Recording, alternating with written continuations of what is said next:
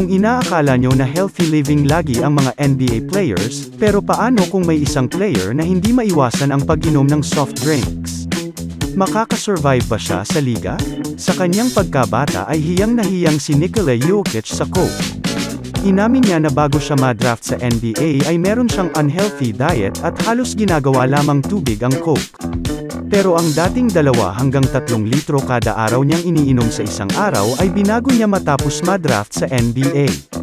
Sa eroplano pa lang papuntang Nuggets ay changed man na ito dahil lahat ng kasama niya ay physically fit at athletic samantalang siya ay overweight at hindi mukhang NBA player.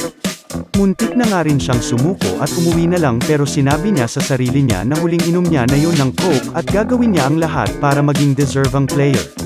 Nagbunga naman ang sakripisyo niya at ang resulta ay 2 MVP trophy at NBA ring. Willing ka rin bang i-give up ang kinaadikan mo, idol?